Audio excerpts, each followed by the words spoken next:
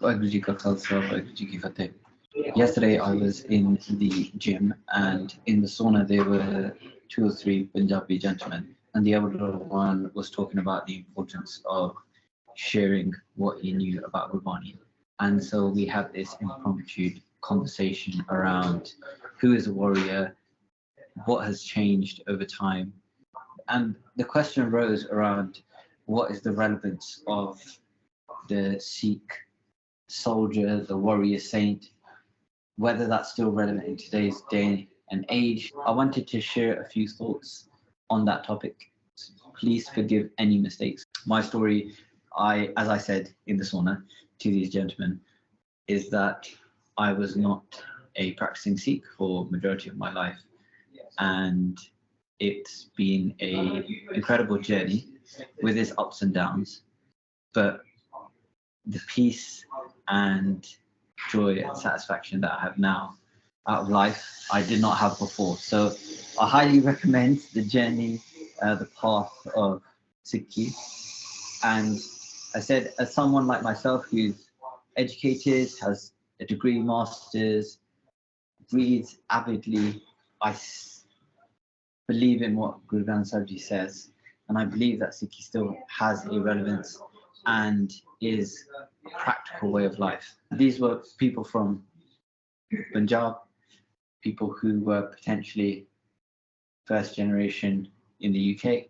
And I said, if I, someone who's Jampal from the UK, have so much interest in this and have benefited so much in this, there must be a reason why I've completely gone against my family and changed my way of life, my appearance, my lifestyle, everything to do with me has changed because of Sikhi and thanks to Sikhi. And there must be something in it. So we're having this conversation. And the gentleman was saying how Sikhs were warriors, the Gurus did prachar, and they made people famous because they did such takra prachar, they did such strong prachar, and that Singhs felt no fear. That's why they were able to stand up to oppression. And also he talked about the values of sharing and seva, which are all really valid. I really enjoyed the things he said. He also talked about the importance of sharing what you know. So that's how the conversation got struck up. He talked about how Sikhs fought, and I talked about how they fought as last resort. And there's maybe some misconception around how readily we should fight. Maybe. So is the Guru, is the message of the Guru still relevant?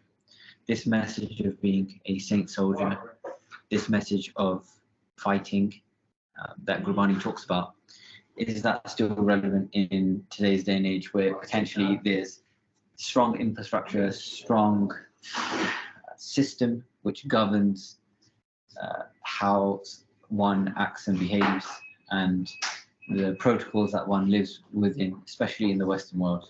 And my argument is that it is just as relevant today as it was in those days, 300 years ago. So let's dissect that a little bit. Let's look at what is the criteria for a warrior in Gurbani. Now, the whole argument here is that maybe the definition of a warrior in Gurbani is different to what we perceive as a warrior. So we might see UFC or boxing, and Canelo just fought GGG, and we might think those are warriors. Those people who train day in, day out and fight, they're fearless.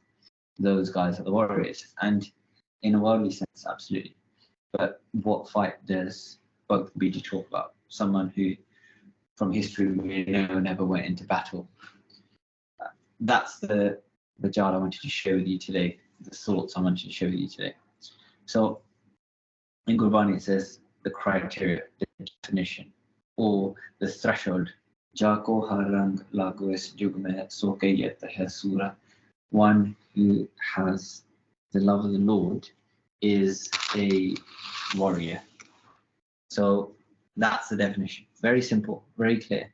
Nothing about how good you are with weapons, swords, with wrestling. And I myself, my background, I've wrestled, I've boxed. And if anyone Gurbani to say that we have permission to fight and that we should train, it would be me, because I have a vested interest, considering I've spent a considerable amount of my life doing these things, and I still adhere to the values of martial arts, and that it's a great avenue for especially males to get out the energy and also give them a structure and a paradigm in which to put their energies and efforts into, and I think it's very beneficial.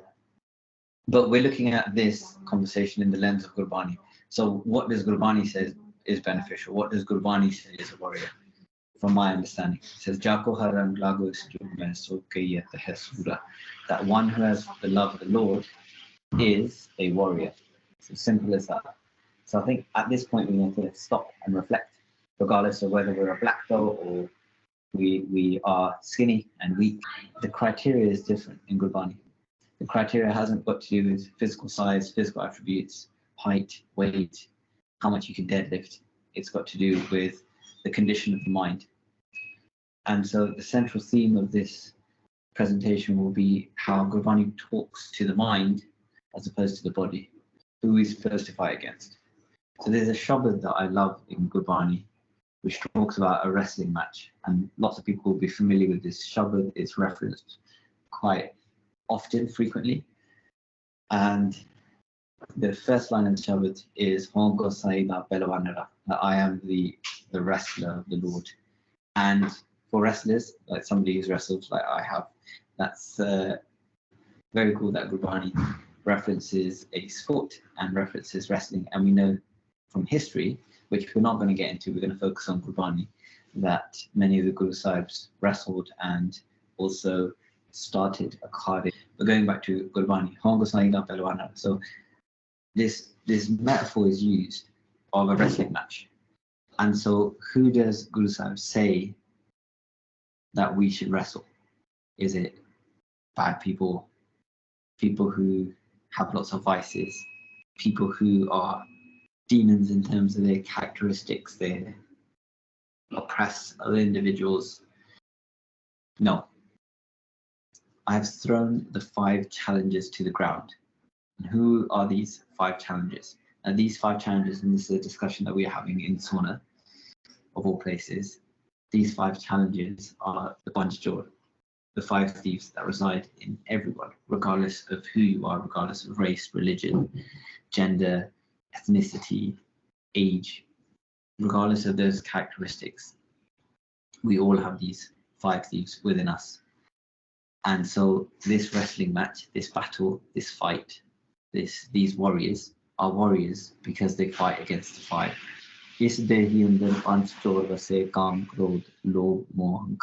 So Guru Sahib made it clear, in case we didn't know which 5 these were. She listed them. That they plunder the nectar within us and we don't realize it. So there's 5 in us. There's this battle going on inside us. There's this fight going on inside us, but we don't realize it.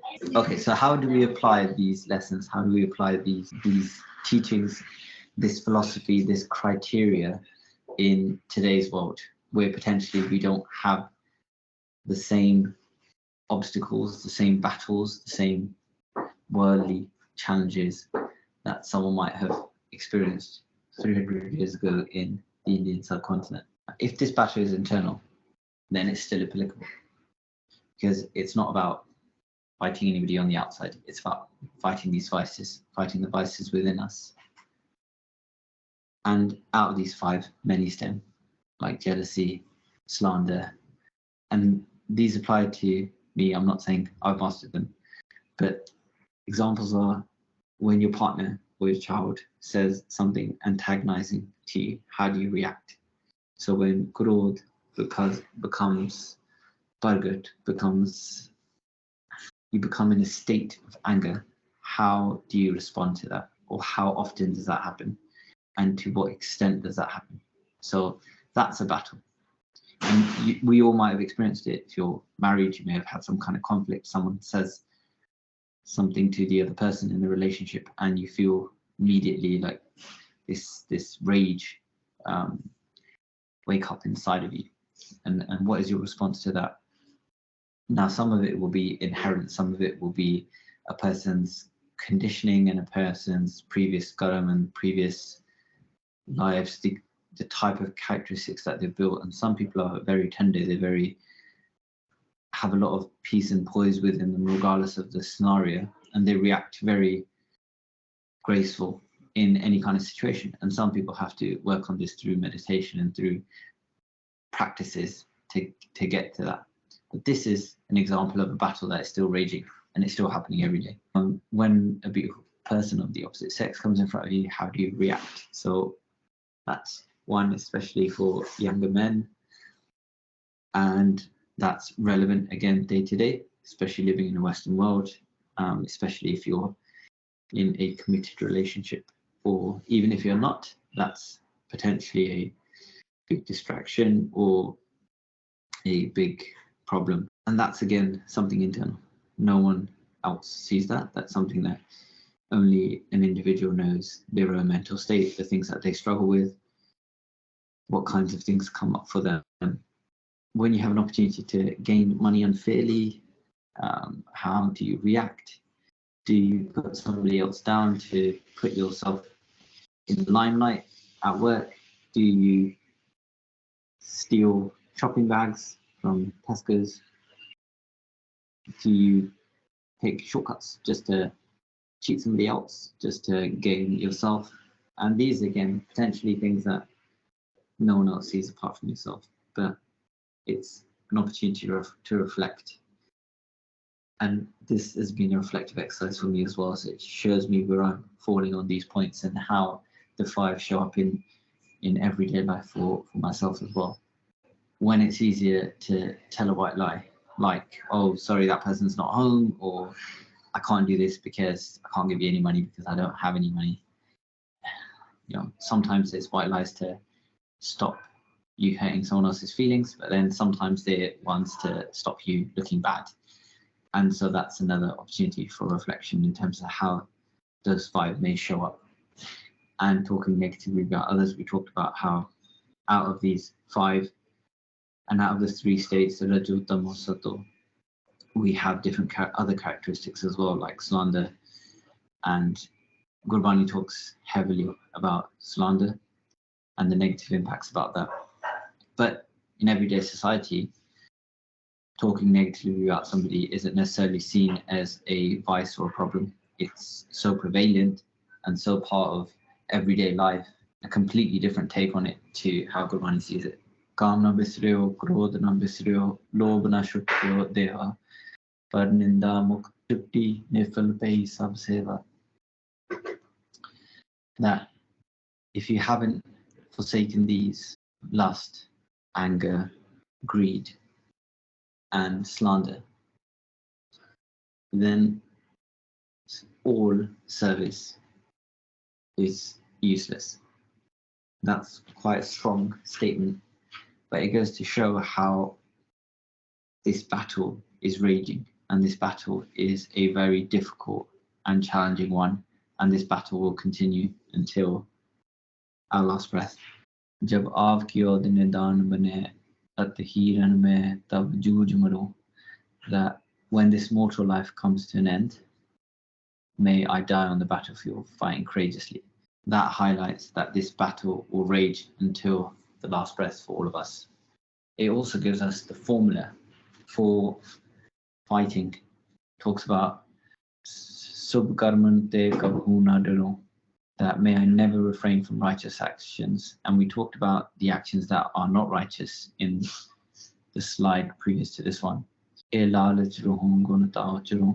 That may I also always have the desire to sing your praises. And that's part of the formula as well. 3-step formula to doing this. That same shabad that we looked at earlier, Jako Haran Lagwis Jugme Soke Yete Sura. The Rahal line of that shabad is Sarni Pavan Nam Tiavan Said Samavan Sang, that you seek the sanctuary. So Sangat is the sanctuary. Nam Tiavan, you do Simran, you do Nam Simran, meditation on the name, and you go into Sej. which we'll look at in future lectures, what Sej means and what it means to go into Sej. The last point I wanted to talk about was that the point of becoming fearless. Now, I have friends who are professional fighters, and I've talked to them about this question. Like, when I've gone into competition, I've had my heart pounding and I felt fear when I've been in that situation in the street.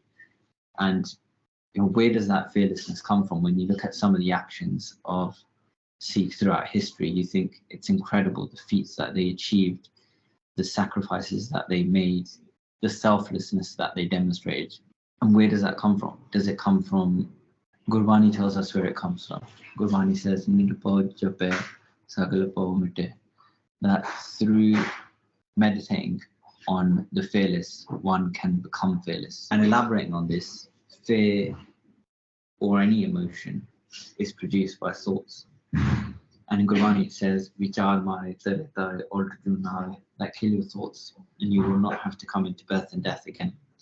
So if fear is a thought, if the emotion of fear is produced through thoughts, then naturally having more of a control over one's mind and one's state would impact that experience or that emotion of fear. So I do believe this is possible through meditation. I've made tons of mistakes in this presentation, so please forgive any mistakes. There's no criticism intended in this presentation.